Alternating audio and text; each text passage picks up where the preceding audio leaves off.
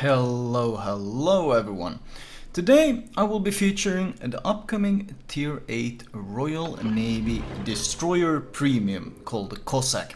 Now we've seen a couple of versions of this ship already, and this is the recent one. The ship used to have a rather insane concealment of 5.1, but that has been nerfed to 5.5, which in itself is obviously still excellent. 5.5 kilometers of concealment allows you to compete with all DDs.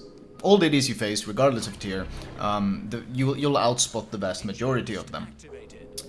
The handling of the ship is pretty The turning circle is decent at 610 meters, but like all Royal Navy DDs, the thing is slow. It does 37.8 knots with a speed flag. Of course you have the speed boost on top, but so does pretty much everyone else.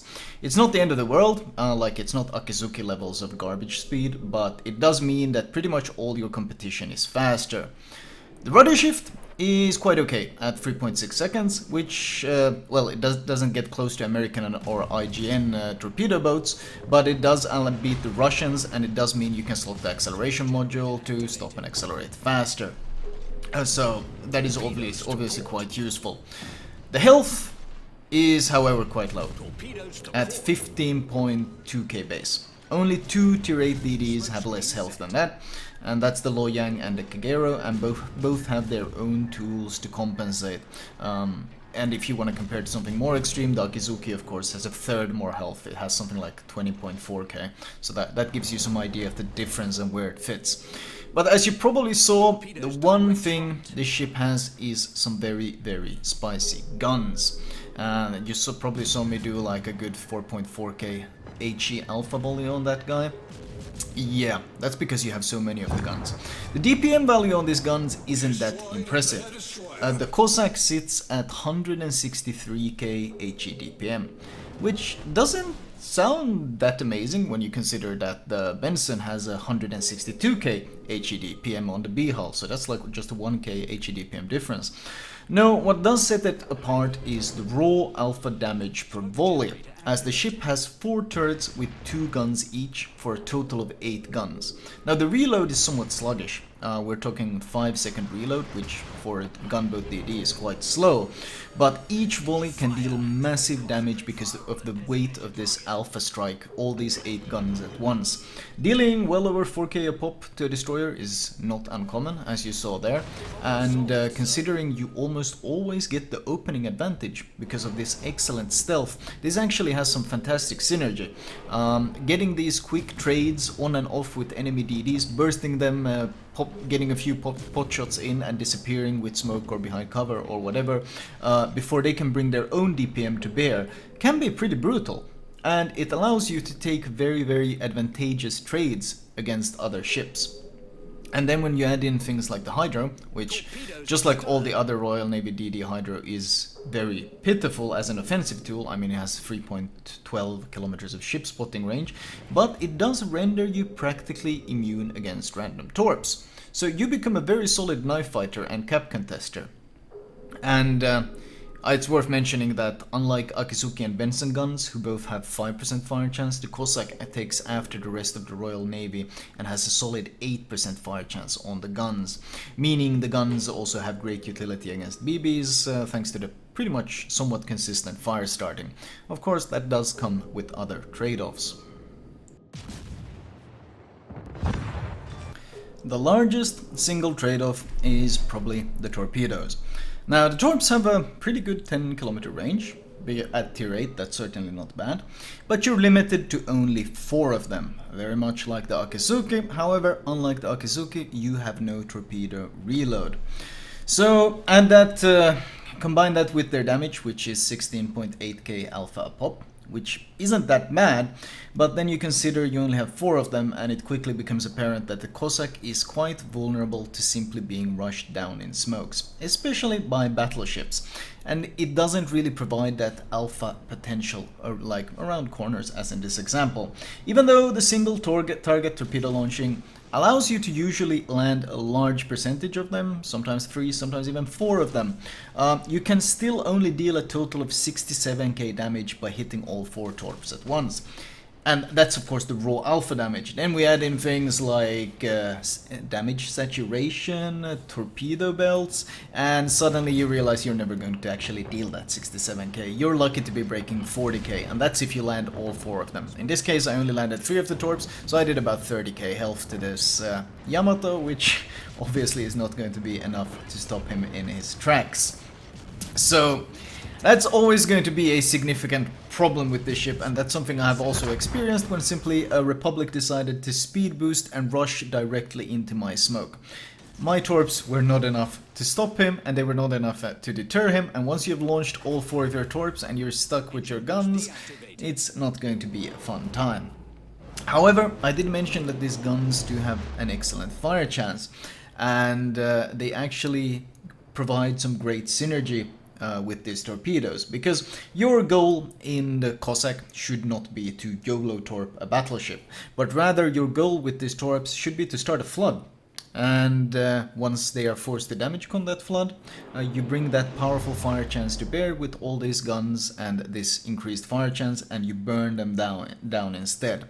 Once again, very similar to the upcoming Royal Navy DD line. So there is some great synergy in this fact. The AA on this ship is an absolute joke. I think you deal 15 DPS at 2.5 kilometers. That's your strongest anti-air. That's your strongest anti-air aura. 15 DPS at 2.5, and I think that's running BFT, so that's like 20% increased. So having jingles on your deck shouting British insults at the planes will likely be more effective as a plane deterrent than turning on your anti-air. So no real luck getting any sort of success there. However, the ship does have some pretty good captain synergy if you are planning on playing the upcoming Royal Navy destroyers. The captain will obviously have, well, they use similar builds, similar setups. I'm running IFHE on this captain, debatable how valuable it is. It does add, of course, some comfortable penetration, but ultimately, well, they are 120mm guns, so you can still damage DDs without having IFHE, so it's by no means necessary, so you could get away without an IFHE captain. Obviously though, as it is now, it's looking like the Royal Navy DD line will require you to have IFHE on the tier 9 and tier 10 to be able to effectively damage enemy destroyer plating, so that's going to be a very limiting factor on those ships. Still though, if you are planning, especially if you're planning on getting leveling the Royal Navy DDs, then the Cossack will get you started on leveling a captain early, and you can obviously use it as a captain trainer. So there is some good synergy there. I generally quite like the ship. It's best suited for players who enjoy gunboating though. This is by no means some sort of torpedo boat. You're not gonna enjoy it. Even attempting to pigeonhole the ship into some sort of torpedo boat is never going to work. You just don't have the torque power for that. But it's a powerful hybrid. It's a powerful knife fighter. The concealment and the HE alpha is actually very satisfying to play around, because there's nothing quite like popping up right next to an enemy destroyer and just blapping him for 4.5k HE. Then he starts turning his guns. He starts reacting, you blap him for another 4.5k, and then you smoke up or you hide behind an island or something, and you literally just took half his health away, and he barely had time to retaliate. So very satisfying, but I wouldn't say that easy of a ship to play. For completely new players, it might be quite a challenging playing experience, because you have to utilize many of your strengths at once.